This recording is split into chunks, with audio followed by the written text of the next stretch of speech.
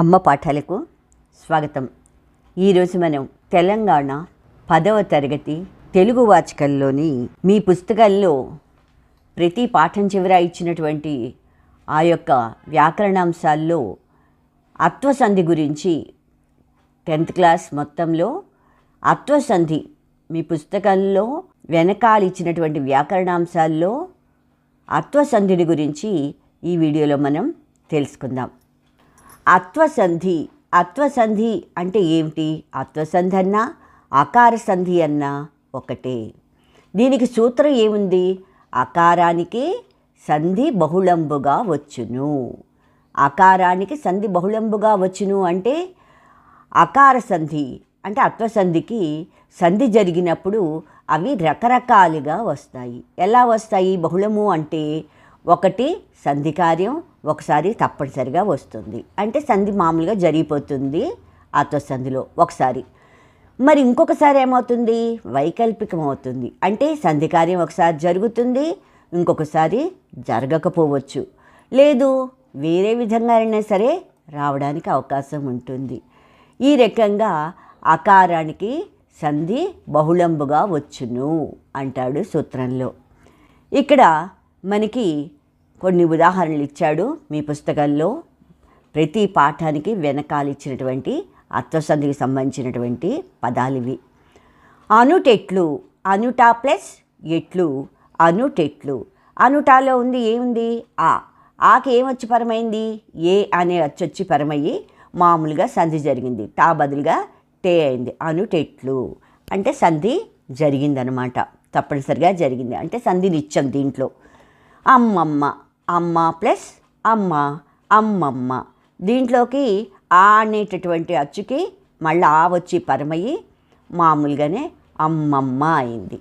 Okay, ఆకి ఆ పరమైన దీర్ఘం లేదు, సంధి మాత్రం జరిగింది, అందుకే ఇది అకార సంధి లేదా అత్వసంధి.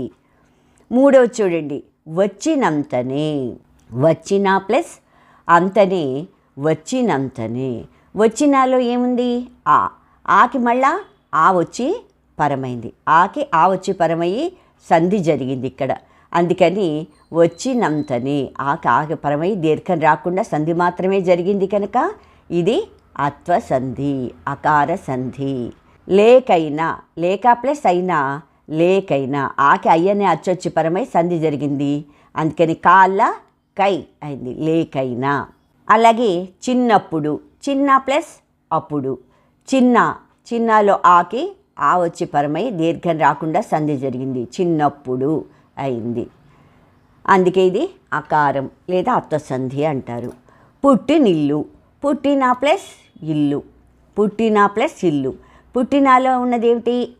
ఆకి ఈ వచ్చి పరమయ్యి నాళ్ళ నీగా మారి పుట్టినిల్లు, అంటే వీటన్నిటిలోనూ కూడా సంధి జరిగింది. సంధి నిత్యము అంటే మార్పు లేకుండా సంధి మామూలుగానే జరగాల్సిన విధంగా జరిగింది కనుక సంధి నిత్యము. ఇంకా బహుళంగా కూడా వస్తుందని అనుకున్నాం కదా మనం అకార సంధిలో. మేనత్త, మేనా ప్లస్ అత్త. దాన్ని విడతీస్తే ఏమైంది? మేనా ప్లస్ అత్త. మేనత్త అనొచ్చు, మేనయత్త అని కూడా అనొచ్చు.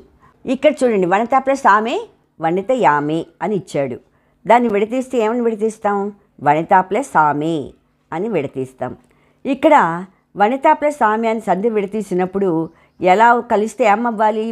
ఆకి ఆ కలిసి వనిత ఆమె అని రావాలి, కానీ ఇక్కడ అలా వచ్చిందా? వనిత యామే అని వచ్చింది. అందుకని ఇక్కడ సంధి జరిగిందా మామూలుగా అంటే సంధి జరగలేదు. సంధి జరగకపోవడం మూలంగా ఇంకేమైంది? ఇంకా మార్పు. యా అనేది ఆగమంగా వచ్చింది, యా అనేది ఎక్స్ట్రా వచ్చింది.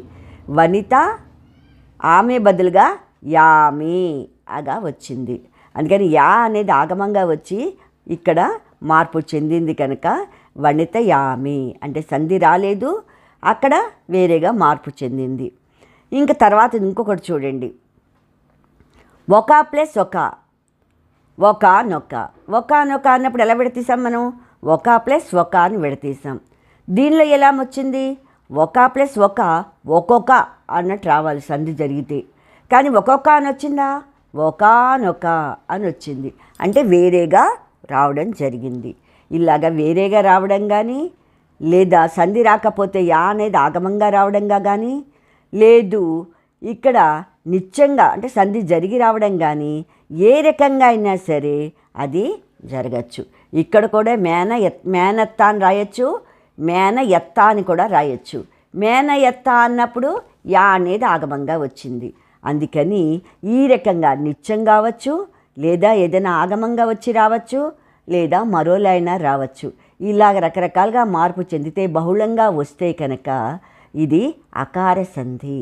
అంటే అకార సంధి సూత్రం ఏముంది ఇక్కడ? అకారానికి సంధి బహుళంబుగా వచ్చును, రకరకాలుగా వస్తుంది.